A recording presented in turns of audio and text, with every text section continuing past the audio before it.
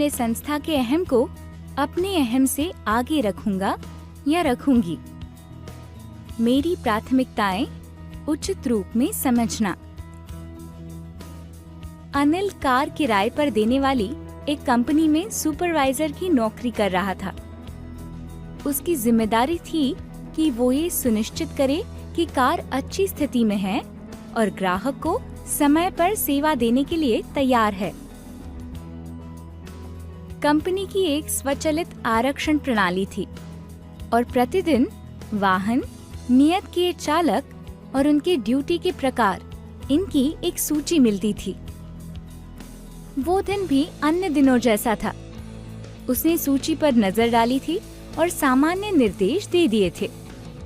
उसे लगा था कि ये दिन किसी आम साधारण दिन सा होगा।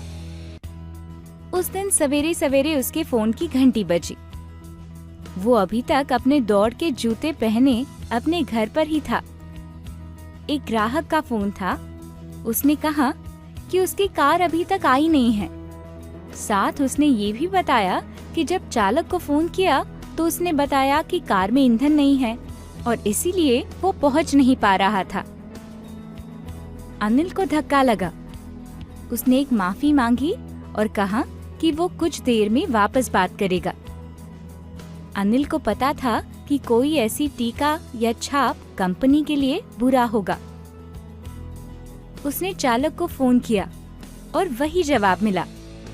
मेरे कार में ईंधन नहीं है, मैं क्या कर सकता हूँ?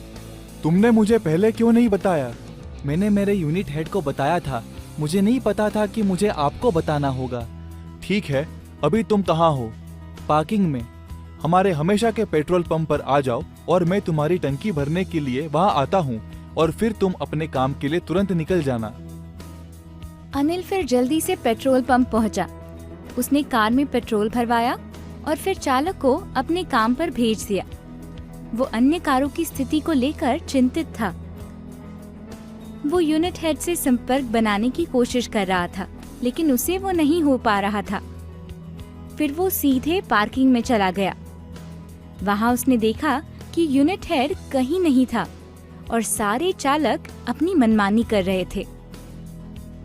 उनमें से एक ने बताया कि यूनिट हेड का मोबाइल खो गया था और इसीलिए वो शिकायत लिखवाने पुलिस थाने गया था। पेट्रोल कार्ड भी उसी के साथ था और इसीलिए कारें बिना ईंधन की थी। कुछ कारों की टंकी पर्याप्त मात्रा भरी हुई थी और इसीलिए वो पहले ही काम पर निकल पड़ी थी। अनिल ने कारों की स्थिति देखी, आवश्यक बातों की पूर्ति की और यूनिट हेड के आने का इंतजार करने लगा। यूनिट हेड पूरी तरह परेशान दिखाई दे रहा था क्योंकि उसका मोबाइल खो गया था। उसके सारे संपर्क नंबर उस मोबाइल में थे और वो पूरी तरह से हतबल महसूस कर रहा था।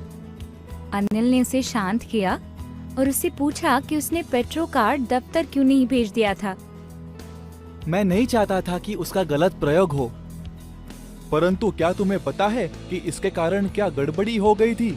चालक ने ग्राहक को बता दिया था कि ईंधन नहीं है, इसलिए वो अपनी ड्यूटी नहीं कर पाएगा। तुम्हें ये मालूम होना चाहिए कि ऐसी बात कंपनी की छवि को कितना नुकसान पहुंचा सकती है, उस छवि को जिसे बनाने में सालों लग जाते हैं। अब मेरी समझ में आया, वो चालक हमेशा जानबूझकर ये करता है। लेकिन खुद मैंने ईंधन भरा है। फिर भी ये बंदा हमेशा जानबूझकर ये करता है। अनिल ने जाना कि ये एक दूसरे पर जिम्मेदारी डालने का खेल है, बिना ये सोचे कि इसके कारण कंपनी का नुकसान हो रहा है। अनिल ने उस समय बात को वही छोड़ देने का निर्णय लिया और यूनिट हेड और चालक को शनिवार को उससे आकर मिलने को कहा। उसने ये महसूस किया कि उनमें टीम में काम करने की ईर्ष्या नहीं थी। उसने ये भी महसूस किया कि चालक और यूनिट हेड के बीच कुछ अनबन थी। उनमें एक दूसरे को व्यवस्थापन की नजरों में नीचा दिखाने चाह थी और वे हमेशा इसकी कोशिश किया करते थे। उन्होंने ये कभी नहीं महसूस किया था कि उनकी ये सोच कंपनी को कितना नुकसान पहुंचा रही थी। वे केवल अपने अहम के बारे में सोच रहे थे ना कि कंपनी के छवि के बारे में। ये विधान कि ईंधन नहीं है, इसने कंपनी की छवि को खराब किया था और यूनिट हेड एवं चालक दोनों को इसका एहसास नहीं था। यदि वे अपनी अहम से आगे देखते, यदि उसे अपनी कंपनी के प्रति अभिमान होता और ये चिंता होती कि ग्राहक क्या कहेगा, तो वे ये ना कहता जो उन्होंने कहा था। अनिल ने जाना कि संस्थात्मक अहम का ना होना ही सबसे महत्वपूर्ण बात थी। समय पर काम पर पहुंचने के लिए चालक आसानी से अपने कार्ड पर पेट्रोल भरवा सकता था या दूसरी कार ले जा सकता था जिसमें पर्याप्त ईंधन हो, और कार्ड का मसला तो बाद में निपटाया जा सकता था। उसे सिर्फ ये सुनिश्चित करने की आवश्यकता थी कि ग्राहकों तक कोई गलत संदेश ना पहुंचे। अनिल ने ये महसूस किया कि उसे टीम के निर्माण के लिए बहुत अधिक काम करना था। उसे उन्हें स्थितियों को झेलना, मानक नियमों के साथ लचीला होना, साथ ही ग्राहकों को प्यार से संभालना भी सिखाना था।